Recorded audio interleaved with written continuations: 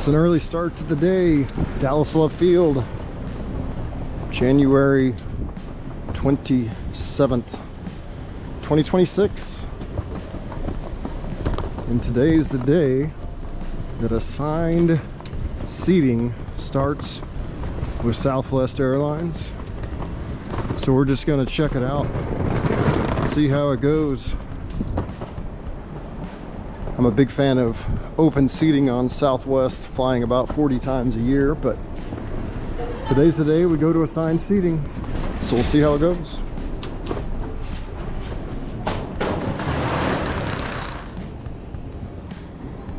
We have braved the Dallas winter storm to get here.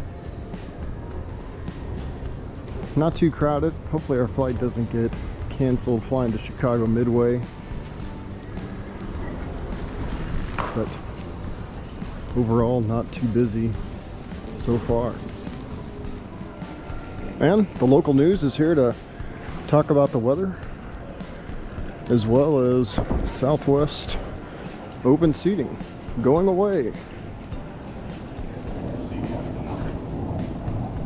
All right, gate 16, Dallas Love Field, flying to Chicago Midway. And the first thing I notice is that the usual A1 through 60, B1 through 60, C1 through 60 placards and stanchions are gone. So we'll see how they call up the different boarding groups.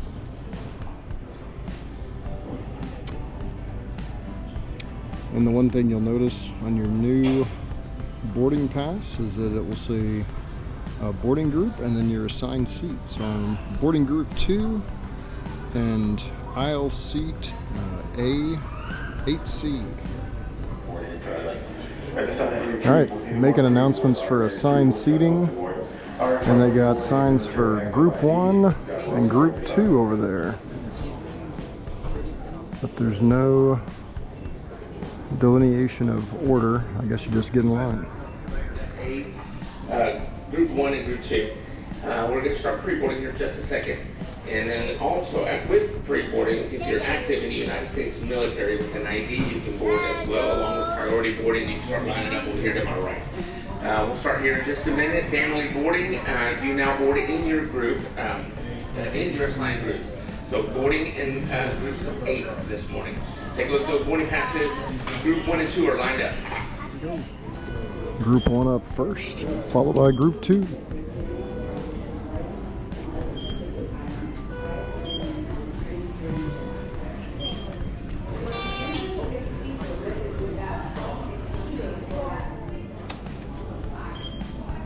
All right, we're taking group 2. Let's line up for group 3 over here at gate 16.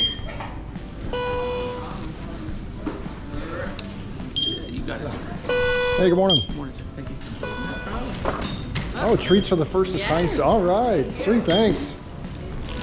All right, nice Rice Krispie treat for the first assigned seat flight, Southwest Airlines.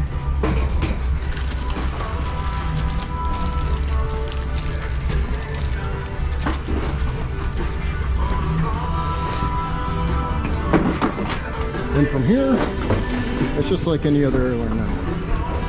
You got your assigned seat, you got your boarding group, just like on American, Delta, United.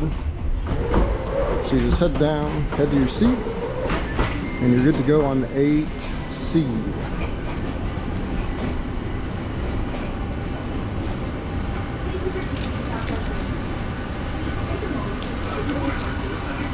It says, have a treat with your assigned seat.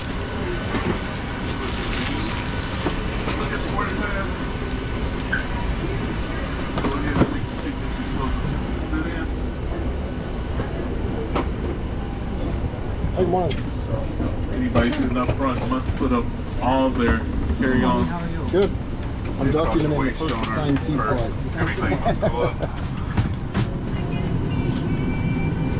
And 8C. Your picture. If you have those treats, hold it up for me, please. Again, you can shout, you can smile, you can frown, you can pout. If you shout, just shout at the TSA people, but they're downstairs, okay?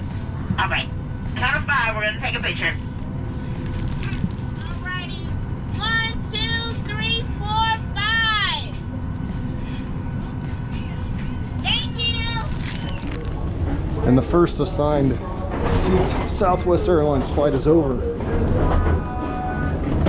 Okay, so what do you want? Made it to Chicago Midway. Lots of confusion at the beginning, which there should be less confusion, because everybody has an assigned seat.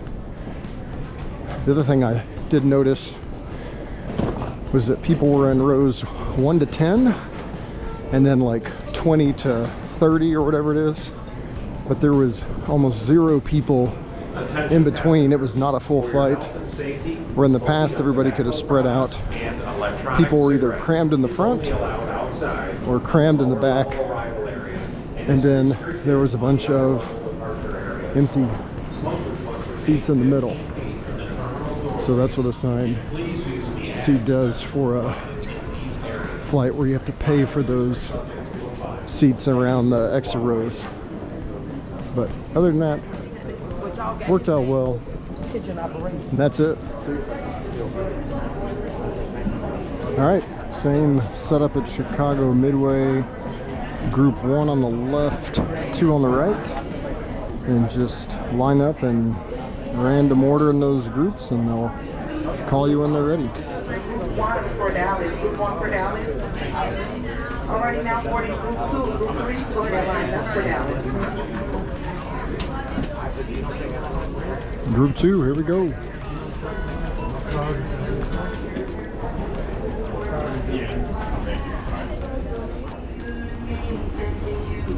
One thing to note, they have changed out the signs that said any seat can be yours, because that's not the case anymore.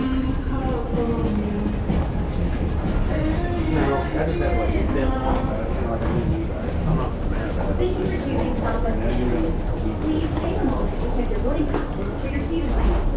Seats A, B, C will be on your right. Seats D, E, F will be on your left. If you have 2 carry-on items, please place one completely underneath the seat in front of you and the other in the overhead bin. We look forward to seeing you on board.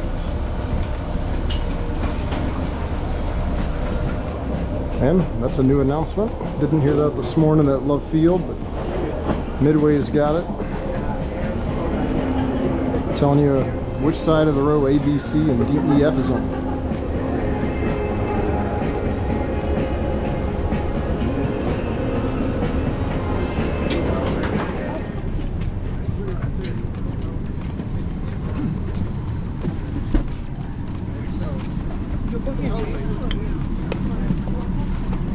And we're back to 8C.